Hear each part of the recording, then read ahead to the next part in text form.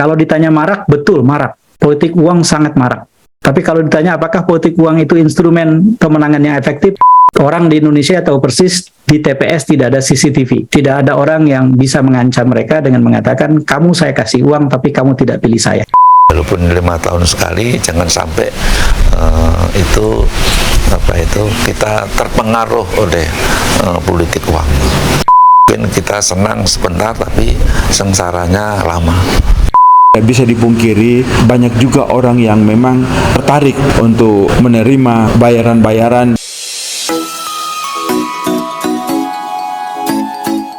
Hai Smart Netizen dan Pasar TV Channel. Kembali bersama saya Sam Kelilau. Kali ini kembali bertemu dengan topik yang masih berkaitan dengan suasana menjelang pemilu serentak 2024. Salah satu isu penting di balik proses perjalanan menuju pemilu serentak 2024, saya kira juga sama dengan bagaimana pemilu-pemilu sebelumnya. Biasanya ada seruan-seruan moral yang disampaikan oleh beragam kalangan. Nah, kali ini saya mengutip lebih kepada analisa politik yang didasarkan pada pendekatan berbasis survei akademik yang dilakukan oleh pakar politik dan Polmark, E.F. Saifullah Fattah.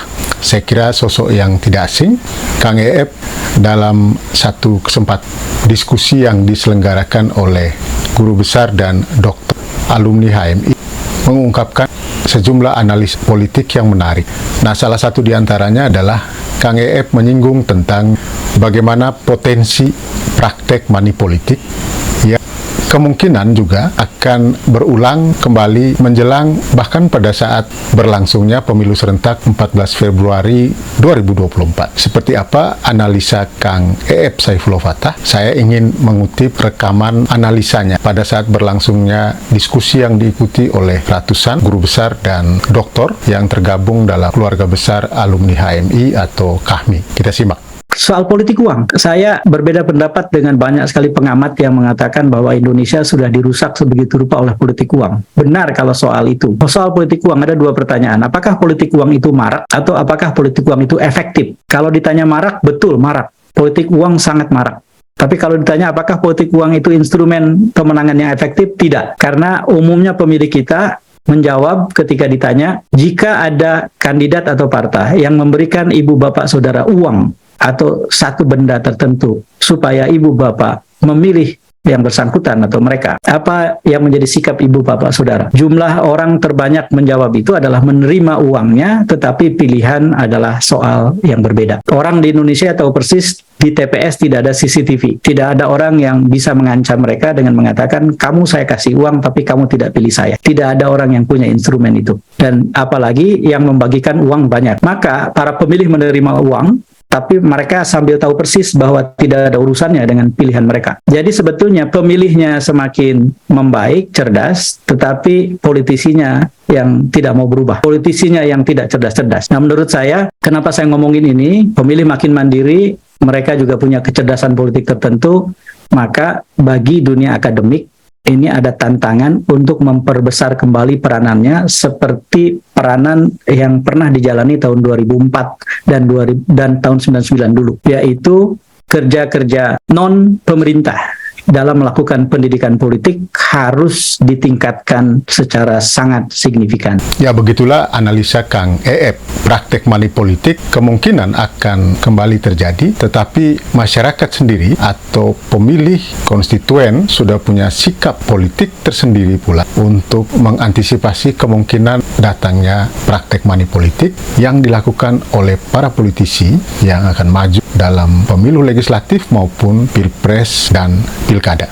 Khusus di Bali, sejumlah kalangan pun memberikan komentar yang mencemaskan kemungkinan terjadinya praktek serupa.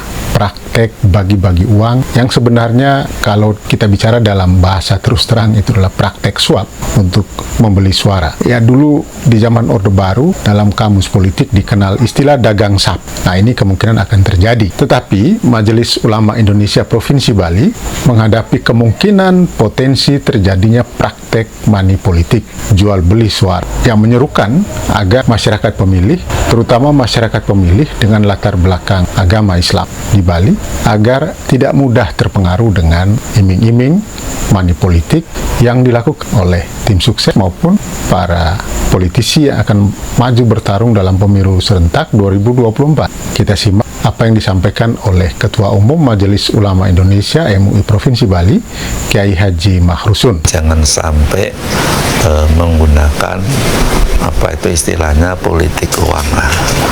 Karena itu melanggar undang-undang pemilu dan juga melanggar ajaran agama.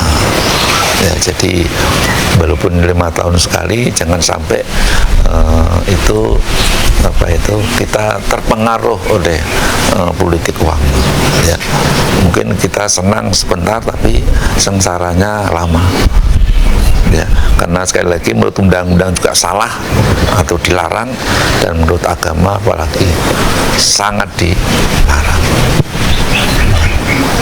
Dalam percakapan khusus dengan Denpasar TV Channel, Wakil Ketua Umum MUI Provinsi Bali yang juga Ketua Lembaga Pengembangan Tilawatil Quran LPTQ Provinsi Bali, Kiai Haji Masrur Makmur, juga merisaukan kemungkinan terjadinya praktek money politik.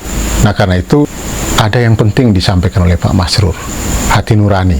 Ada sebuah capture membuat kita itu agak ragu. Memang kalau kita melihat sifat pragmatisme di dalam berpolitik itu masih 80%. Tidak bisa dipungkiri banyak juga orang yang memang tertarik untuk menerima bayaran-bayaran sesuai dengan harga yang ada, tentu yang lebih tinggi. Tetapi kami berharap bahwa mari kita memilih dengan hati nurani. Kita mencoblos karena idealisme, karena cita-cita atau figur orang yang kita kenal.